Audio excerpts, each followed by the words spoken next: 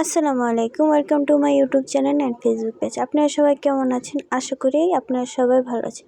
আল্লাহর রহমতে আমিও ভালো আছি। আজকে আমরা পাকোড়া বানাবো। তো প্রথমে আমরা পাতাকপি, আলু এবং গাজর নিয়ে নিয়েছি। এরপর সবগুলি জিনিসকে আমরা এভাবে চিকন চিকন করে মিডিয়াম সাইজ করে কেটে নিয়েছি। তো প্রথমে আলু দিয়ে দিলাম, এরপর গাজর দিয়ে দিলাম, এরপর পাতাকপিটা দিয়ে দিলাম। এবার এখানে পেঁয়াজের পাতা বলে যেটাকে, এটা দিয়ে দিলাম।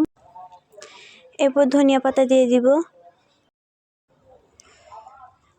এরপর এখানে পেঁয়াজ কুচি দিয়ে দিব এবং মরিচ কুচি।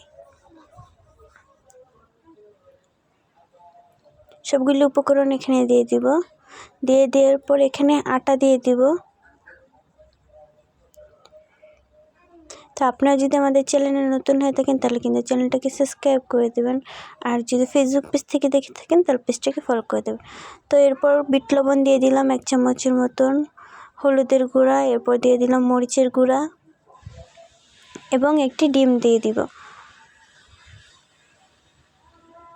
তো আমাদের ভিডিওগুলো আপনাদের কাছে কেমন লাগে তা কিন্তু আমাদের কমেন্টের মাধ্যমে জানিয়ে দেবেন, আর বেশি বেশি করে আমাদের ভিডিওগুলিকে শেয়ার করে দেবেন, আপনাদের বন্ধুদেরকে দেখার সুযোগ করে দেবেন। তো এরপর হাতের সাহায্যে আমরা মিক্স করে নিব। তো দেখতে পাচ্ছেন কিভাবে হাতের সাহায্যে সবগুলি উপকরণকে একসাথে মিক্স করে নিয়েছি। তো যখন দেখবেন আপনাদের এরকম একসাথে গোল হয়ে আসে, ভেঙে না যে ঝুরি ঝুরি না আসে, তো ওই পর্যন্ত কিন্তু আপনারা মাখাতে থাকবেন। তো এরপর চুলায় একটি প্যান বসিয়ে দিলাম। তো তেল দিয়ে দিলাম গরম হওয়ার জন্য। তেলটা গরম হয়ে আসলে আমরা এভাবে দিয়ে দিব। দেখতে পাচ্ছেন আমরা কীভাবে দিয়ে দিয়েছি। তো বেশি জোরে করে দিবেন না, তাহলে কিন্তু তেল ছিটার সম্ভাবনা থাকে। আলতো করে দিয়ে দিবেন। তো একে একে আমরা সবগুলি এভাবে দিয়ে দিব। তো একে একে কিন্তু আমরা সবগুলি দিয়ে দিয়েছি। তো এরপর আলতোভাবে আমরা উল্টিয়ে দিব। সাবধানে দিবেন যাতে তেল না ছিটে যায়। তো এইভাবে করে আমরা সবগুলি পাকোড়াকে উল্টে নিব।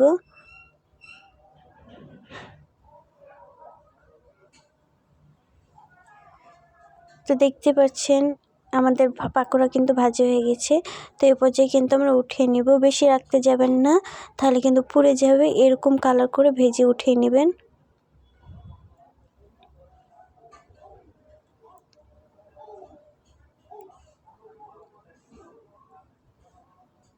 তো এইভাবে আমরা সবগুলোকে উঠিয়ে নিলাম।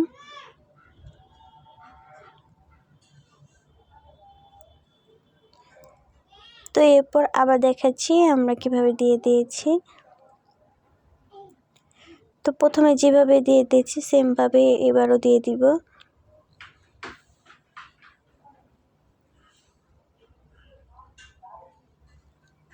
তো সেমভাবে সবগুলো দিয়ে আমরা কিন্তু উল্টে নিব।